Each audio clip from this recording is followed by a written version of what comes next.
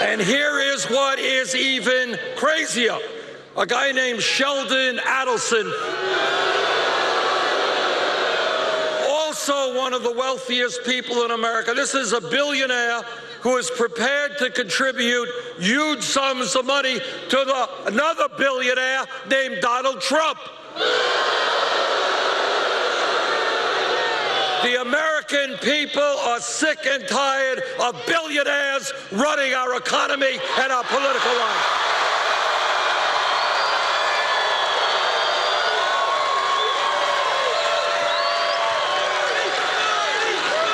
Together, we are going to overturn this disastrous Citizens United Supreme Court decision. And we're going to move toward... We're going to interject here to make a call. NBC News projects that the winner of the Democratic primary in the state of Oregon tonight is Bernie Sanders. There had not been much polling. There had been, frankly, one poll heading into this primary tonight. It looked very much like Bernie Sanders' country. It was a closed primary, however, in Oregon, and there had been some signs that Hillary Clinton might keep it close in Oregon. But right now, with about 2/3 of the vote in, NBC News has projected that Bernie Sanders is the winner. We were just watching Bernie Sanders there live in Carson, California, talking about how he's going to stay into the race till the very end. Obviously, when he started that speech, he did not know who would be the projected winner of this race tonight, but NBC now just making the call. Chris? Yeah, I think that's the big news, that he say he'll stay into California. But if you listen to the text, I'll go back and read it tomorrow. He did have hope for a rapprochement between he and Hillary Clinton, which is, he basically said the enemy is Donald Trump. We must stop him from winning the election. And basically going through all the reasons why he would have to shift his supporters over to Hillary, because he said, I will not let the working people of this country be grabbed away from the progressive coalition and be taken by the Republican Party. He said, I'll be damned. I'll be damned. Very well said. And I think that was a very strong statement, that he will do his part to make sure the left of the progressive movement, the hard people who could be the diehards, he says, I'm going to bring the diehards in and not let them seep over to Trump. I thought it was a powerful statement. The other thing that you reacted to live when we were watching that speech was when Sanders asserted point blank that he can go to the convention in Philadelphia in July with a majority of the pledged delegates. Right. When he said that, and you reacted that way, we immediately I really thought Steve Kornacki on fact-checking it. Well, yeah, and I think, Chris, that jumped out at me, too, because the wording there seemed precise. What Sanders said was, it's a steep hill to climb, but we could have a chance to go to the convention. And if you read between the lines there, we've been talking all primary season about this difference between the super delegates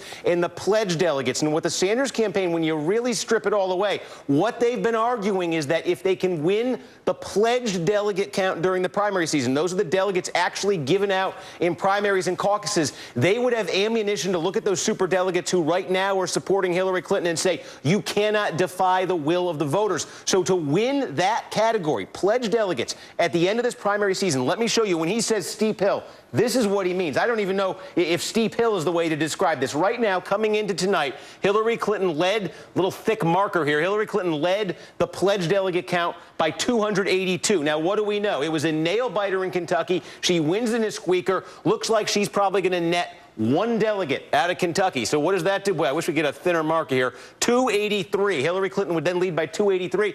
Oregon right now, she's leading by about 6-8 points, somewhere in there. Let's say that holds. Let's say, Sanders. Let's say Sanders nets 11 delegates out of that. That means he'd leave tonight down 272. This is all that's left. Now, let's be real generous to Bernie Sanders. Let's say he wins absolute landslides. We're talking 80% of the votes in South Dakota, in North Dakota, in Montana, and New Mexico. These look like they could be Sanders states. Let's say it's absolute landslides, and he nets, from these states, he nets a total of 45. He wins by 45 delegates over Hillary Clinton. That 272 then would come down to 227. Now, where could he erase the rest of it? Take a look. Puerto Rico, the Virgin Islands, District of Columbia. These look like, again, to be really good. If Sanders does really well here, he's breaking even. Let's say he exceeds expectations. He breaks even, doesn't lose any ground.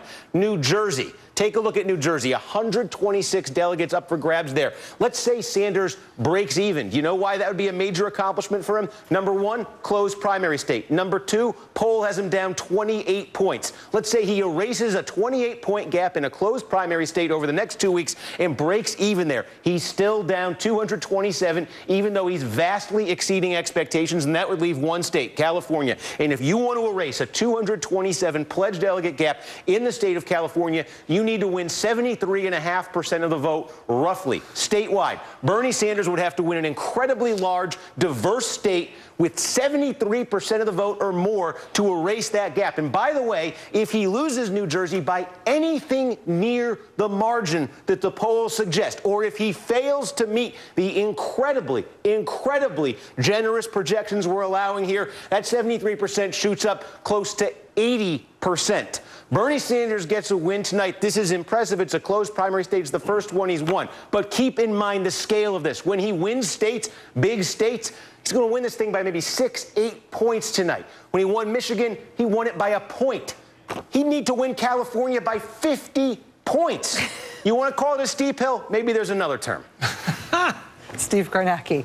50-point margin. Nicole Wallace, you feel like you're... I just want to, get up. I feel like I might drop something that's wired. I want to get up and go hug Steve Kornacki, because y'all look at me like I'm crazy sometimes. We don't think you're crazy. It isn't going to happen. And I listened to Bernie Sanders' speech, and I felt like it was baloney, because if he really wants to make sure that the Democrats don't lose to Donald Trump, he would get out of the race so that Donald Trump stopped echoing his attacks on Hillary Clinton. Won't he keep echoing his Bernie Sanders attacks on Hillary Clinton, whether or not Bernie's still running? I sort of feel like Donald Trump is going to run against Clinton no matter what. But you run out of fresh material. What he could do is he's obviously determined to stay in the race. Can I just say that when I said I wanted to hug Steve Kornacki, he ran faster than I've ever seen anybody run. He was like a blur. He was a blur behind you. I'm sorry, I wasn't listening. Start over. Okay.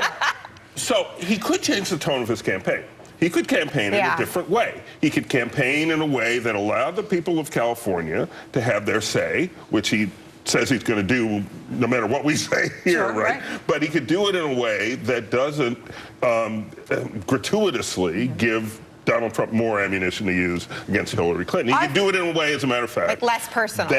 That makes clear to his supporters and to anybody else listening, if it's indeed true, that he and Hillary Clinton are roughly on the same page, and roughly of the same party, and roughly on the same side. He's not running could do that if he wanted to. You just heard this long speech from him tonight. He's not running against Hillary Clinton, but you're right, he's not making that same point that he and Hillary Clinton are pulling in the same direction and are part of the same party. He did not do a bill of particulars against her trade policy, against anything else. He was going after Trump tonight. And I thought he was tonight he was okay, I think he opened the door to a compromise. He said, what I want is party reform, even though he's just become a Democrat in this campaign. He said, I want to get rid of these closed primaries. That was his demand.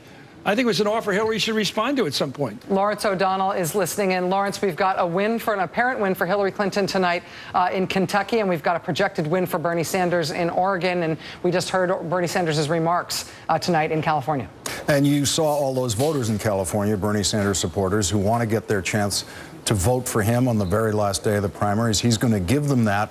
And listen, Donald Trump is not echoing Bernie Sanders. Donald Trump is talking about things that happened, Bill Clinton's personal discretions of the 1990s. That's what he's talking about. Donald Trump hasn't used any of Bernie Sanders' lines here. Bernie Sanders is not supplying any ideas to Donald Trump. Bernie Sanders is the only person who's ever run directly in a primary against a presidential candidate who is under FBI investigation, because in the history of the FBI, in the history of presidential candidates, there has been exactly one candidate under FBI investigation during the campaign. Bernie Sanders has never mentioned that. Donald Trump does. That's where Donald Trump goes on Hillary Clinton. He's not using any of Bernie Sanders' material. Lawrence, do you believe that the Sanders-Clinton split is not actually hurting Clinton's eventual chances against Trump? I don't see how it does. The previous model for this is Hillary Clinton running against Barack Obama until the very last day, until the very last vote was counted. In the primaries, Barack Obama went on to win. Bernie Sanders has said Donald Trump has to be stopped. He has said that consistently.